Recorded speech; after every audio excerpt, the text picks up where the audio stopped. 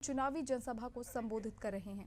भाजपा ने कहा है सरकार बनते ही प्रत्येक महिला को हर महीने 2100 रुपए हर महीने उपलब्ध करवाएंगे। हर महीने उसके खाते में पैसा जाएगा। भारतीय जनता पार्टी ने कहा है हर नौजवान को जो ग्रेजुएट और पोस्ट ग्रेजुएट पास है उसको 2000 रुपए महीने का बेरोजगारी भत्ता भी देंगे।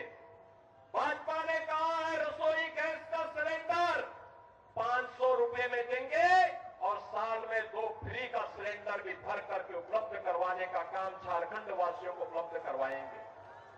बहन और भैया, भाजपा जो कहती है करके दिखाती है, लेकिन एक कांग्रेस, झारखंड मुक्ति मोर्चा और आरजेडी क्या कर रही है? इन्होंने लूट खसोट के अलावा क्या किया है? आज झारखंड को लव जेहाद और लैंड जेहाद का अड्डा बना दिया है। लव जेहाद और लैंड जेहाद का मुद्दा बना दिया है।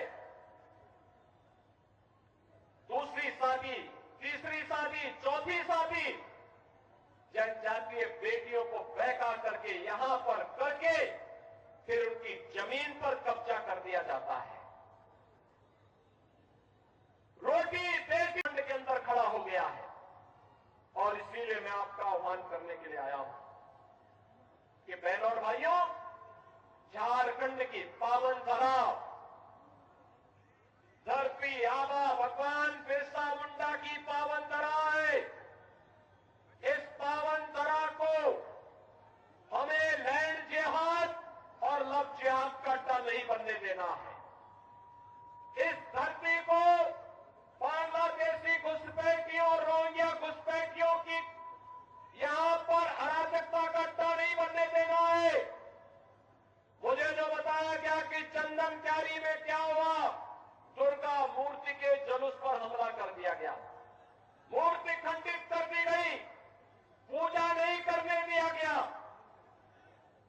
जनजातीय बेटी और बहनों की इज्जत के साथ ये लोग छेड़छाड़ करते हैं, खिलवाड़ करते हैं। बहनों और भाइयों, इन गोंडा और इन अराजक तत्वों का चार केवल भाजपा है, भाजपा। याद करिए 2017 के पहले उत्तर प्रदेश में भी ऐसे ही होता था और आज उत्तर प्रदेश में न कोई घुसपैठी है, न कोई लव जेहाद है, न कोई लैंड जेहाद है, न कर्फ्यू है, न दंगा है। यूपी में सब चंगा है। यूपी में सब चंगा है।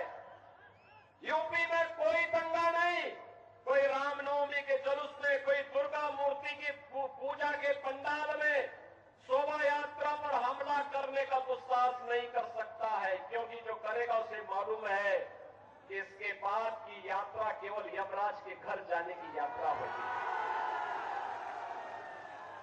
और इसीलिए मैं आपसे कहने के लिए आया हूं, ये कांग्रेस, झारखंड मुक्ति मोर्चा, ये आरजेडी आपको लड़ाई की जाति के नाम पे, मुंडा को संथाल से, पासवान को मुसहर से आपस में ही जाति जाति को लड़ाने का काम कर रही है, करेगी। और आप बटेंगे तो ये लोग मुस्लिम तुष्टीकरण करेंगे, जुलूसों पर हमला करेंगे, आपके पर्व और त्योहार को शांतिपूर्ण तरीके से नहीं होने देंगे। डबल इंजन सरकार का लाभ क्या है? आपने यूपी में देखा होगा, 500 वर्ष पहले एक विदेशी आक्रांता ने भगवान राम के मंदिर को तोड़ दिया था। कांग्रेस 65 वर्षों तक भी कभी कुछ नहीं कर पाई। वो तो कहती थी राम हुए ही नहीं।